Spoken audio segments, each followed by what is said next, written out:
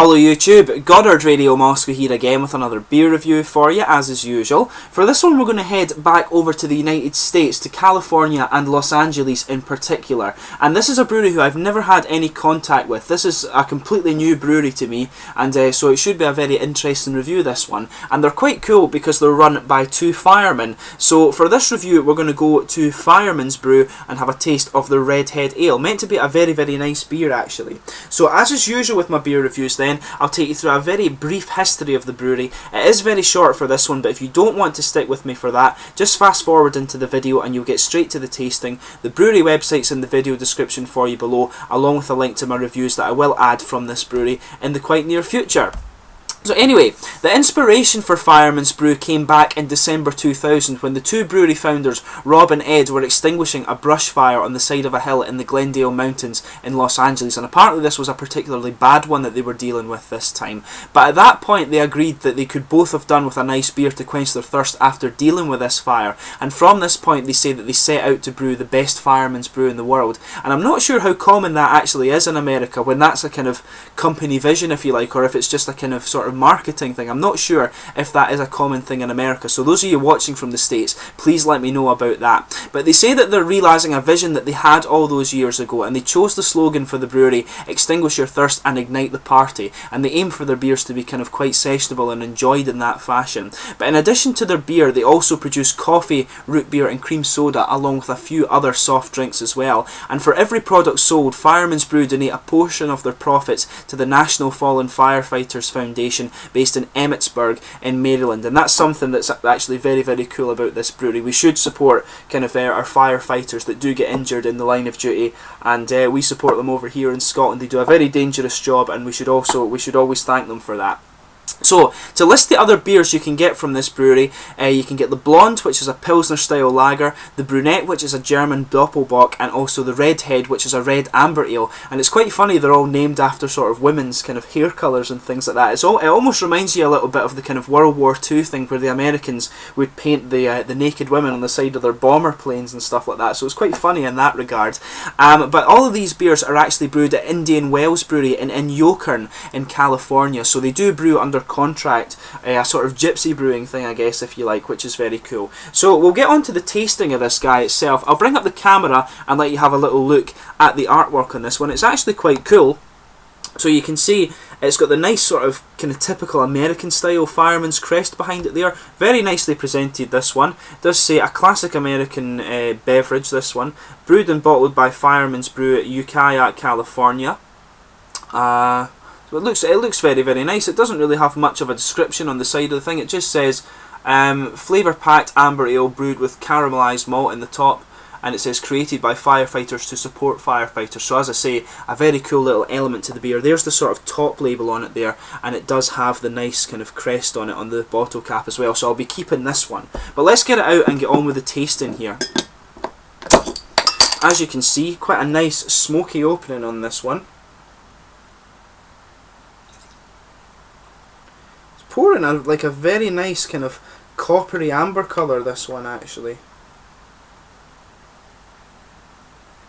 Looks very attractive actually, really nice looking beer.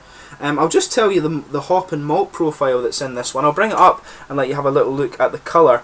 As you can see, it's a very nice kind of, it's actually quite a mahogany dark copper colour, this one. It's got just a nice red edge to it. It's a lot darker than I was expecting actually, and it's got a nice kind of half finger of a slightly beigey coloured head on it, a slightly off-white head. Just to tell you the kind of hop and malt profile that's in this one, it is a 5.5% red amber ale, and it's brewed with 3 different types of Yakima Valley hops, and it's also got 3 different types of crystal malt in it as well. So it should be a very nice beer. But let's give it a shuggle and see how we get on with the aroma here.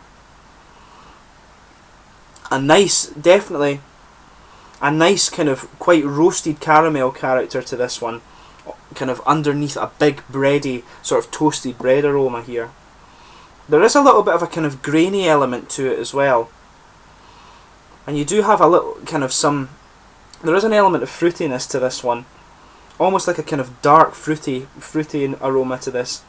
Not quite sharp like raisins, maybe a little bit of kind of like apricot or something like this, and some kind of dark reddish fruits.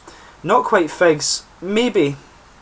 Not quite raisins. It's a very kind of subdued dark fruit that's in this one. It smells really nice, but a big bready, kind of toasted bready aroma with kind of roasted caramel underlying it, and then you have this little grainy element to it and some really nice kind of dark fruit aromas with a little bit of apricot, I think, as well. There does seem to be just a little hint of kind of tropical fruit in there, and that's what you'd expect with kind of Yakima Valley hops as well. So let's give this guy a taste and see how we get on here.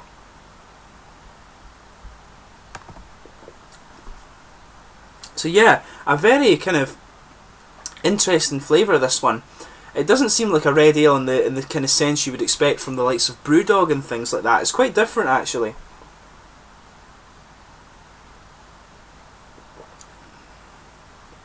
But it has a very nice kind of bready and malty mouthfeel to this one. Really interesting, actually.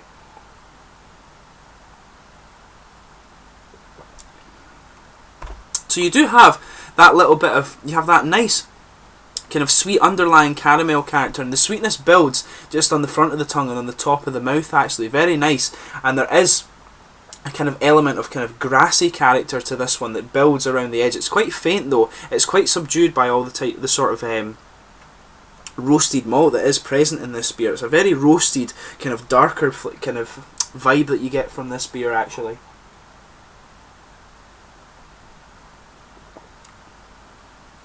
But big roasted malt, actually.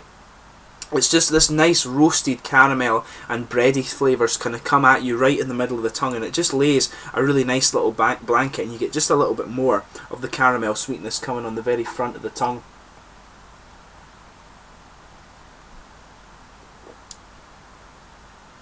Yeah, there is a tiny little hint of an earthy character from the hops as well. That's kind of coming in a little bit further in the taste, and it seems to be quite nice.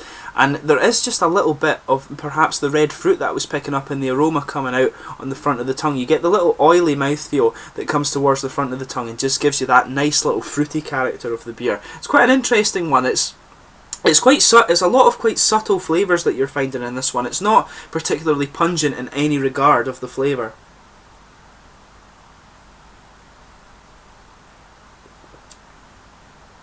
But it's quite a sessionable and easy drinking beer, so I can see what they're kind of going for with this one. They want this beer to be like quite sessionable and all of this sort of thing, so you can drink it quite easily, and it is very nice for that. It reminds me a little bit actually of Modelo Negro from Mexico, a very, very nice beer with a little bit of a nutty flavour to this one, and this one does have a little kind of almost nutty character to it with a little bit of wood, maybe, almost that kind of oaky vanilla flavour in it, actually.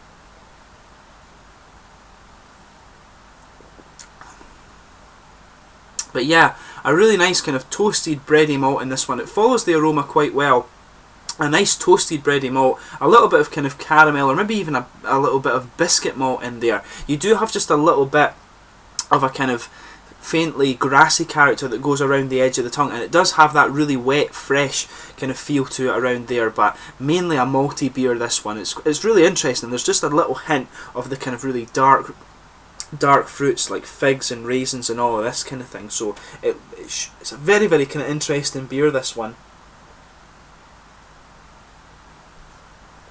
In terms of the mouthfeel, I'd definitely go with this one as saying mid-bodied. The malt character kind of builds the body up a little bit. At the same time, it's quite oily and quite slick, so it does go very nicely, and that helps bring out the kind of darker and roasted characters in the malt base, which is very, very nice. The carbonation, I'd say, is quite moderate. It's not too punchy, and it's not too kind of invisible, if that makes sense. They have it just right with this. But overall, I mean, it's a very interesting beer, and it's as I say, it reminds me of kind of Modelo Negro, and I do like these kind of darker beers that you can sort of session, and this guy certainly fits the bill there. And it's very, very easy drinking beer, very, very sessionable, and I'd be quite happy to sit out in the sun and drink a few of these, which is very, very cool. So I mean, I would definitely recommend that you give this brewery a try. You can support your local firemen and their organisations by buying this beer, of course. I'm not sure how many states it's available in over in America, but I'm sure with it being quite a good beer, you will get more of it appearing over the next little while. But yeah, I hope you've enjoyed this beer review. It's been quite an interesting one to do for you. Quite a bit different actually from most of the sort of red and amber ales that I've had over the last little while. But I thank you again for watching my beer reviews. Let me know in the comments section your own thoughts on this beer if you do happen to have tried it before. Quite an interesting sessionable kind of red amber ale, so if that's what you're going for, definitely give this guy a try, and please like, subscribe, share, all the usual YouTube stuff. I will catch you soon with another beer review then. Cheers.